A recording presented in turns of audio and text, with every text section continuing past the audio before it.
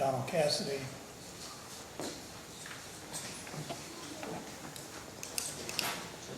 This is their motion. We said it last month, to see if they were gonna hire an attorney. As far as the Commonwealth's concerned, and we dismissed this case with prejudice, with stipulation of probable cause. It was in the order that came back to the court. What are you asking to sign? Well, Your Honor, before the court reaches the merits, I move for a brief abeyance, so I may seek emergency relief with the Court of Appeals and preserve the status quo. If the court reaches the motion today, I want my objection preserved under RCR 9.22. I am not moving to vacate the December 19, 2025 order of dismissal with prejudice. I do not consent to vacatur, reopening, or reinstatement of charges. I do not waive the finality of that order. My motion is narrow under RCR 10.10 and Carwell versus Commonwealth. I ask only that the written order be conformed to the oral record by striking the recital that I stipulated the probable cause. The December 19th video reflects that I stated approximately 11:03:53. We agreed to dismiss the prejudice as long as there are no stipulations attached. And the court then stated at approximately 11:03:58, I am going to go ahead and dismiss. My position is that the record does not show any personal on-the-record stipulation by me to probable cause. And if the court declines to review the lodged AV from the December 19, 2025, I ask that the recordings, timestamp guides, affidavits, and written conditional proffer remain part of the record for preservation.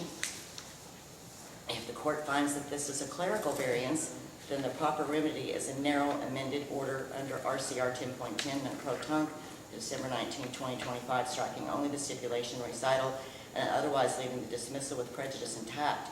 If the court finds that the discrepancy is not clerical, then under Years versus Commonwealth and Pate versus Department of Corrections, RCR 10.10 does not apply, and the proper ruling is to deny the correction motion, not to vacate the final dismissal.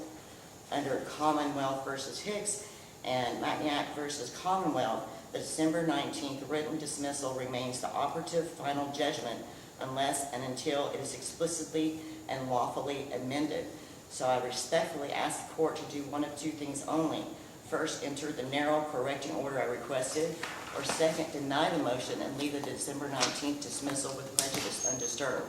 If the court is considering any broader action, I respectfully object and request the court identify on the record, one, the specific rule or authority being invoked, two, any subsection of CR 60.02 being relied on, three, the written motion that requested vacatur reopening, and four, the legal basis for disturbing a final dismissal with prejudice after the time for CR 59.05 has expired. For the record, I do not seek vacatur, I do not consent to vacatur, and I ask that the December 19, 2025 dismissal with prejudice remain in effect unless narrowly corrected to match the record.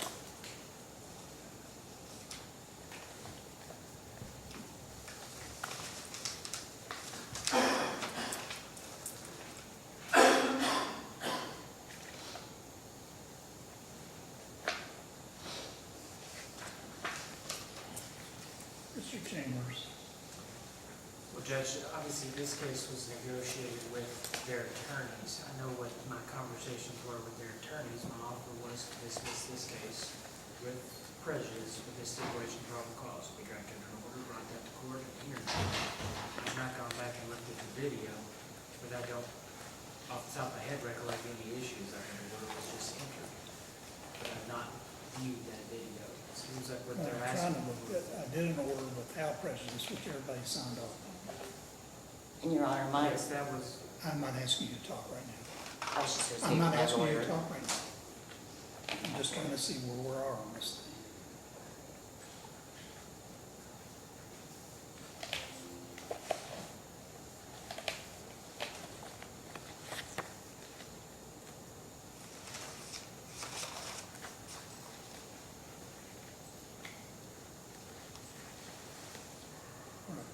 I've entered an order, it looks like in November, dismissing without prejudice on conditions that both parties signed individually on their own order. is there another order Yes, other than, yes, Your Honor. There was another order done with prejudice, I want to say this, For 19.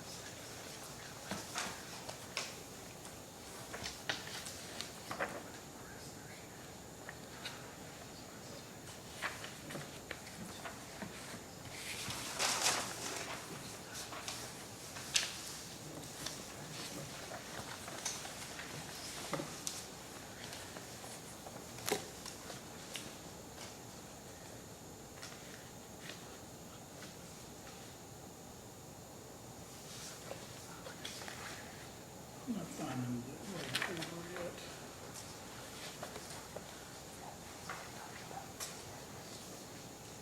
Hey, we got a lot of people here, y'all have a seat, I'll just come back to this.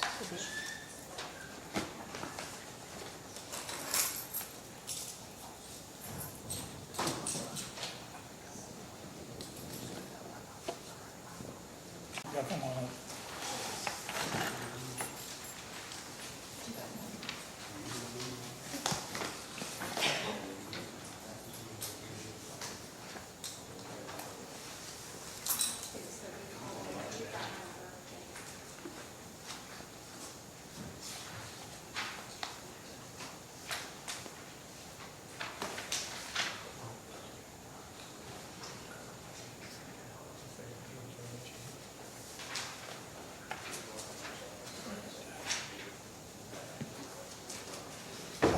Trying to understand what you're asking me. The case has been dismissed under agreement with the Commonwealth, first without prejudice and now with prejudice. What are you asking?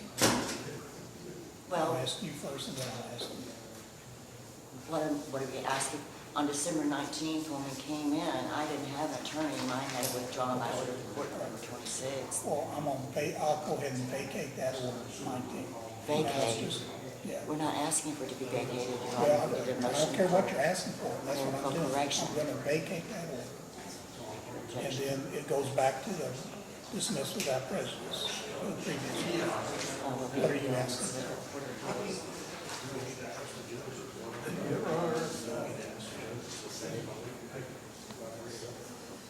In 24 CR 23, I join and adopt Tracy Cassidy's legal arguments to the extent applicable, but I also rely on my own separately filed motion, objection, and proposed correction order.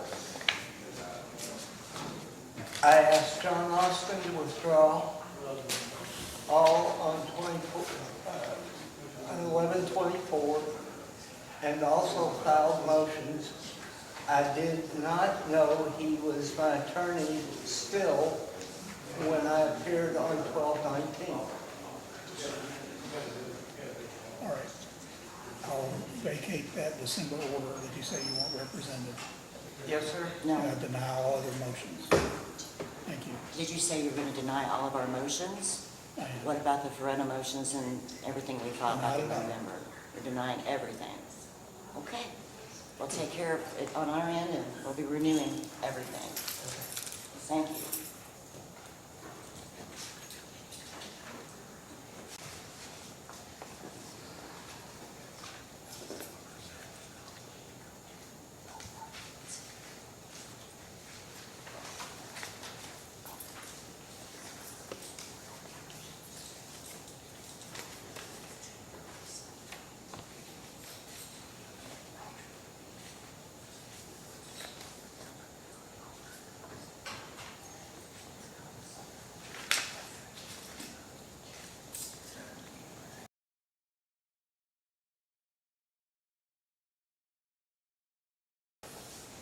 Anyone other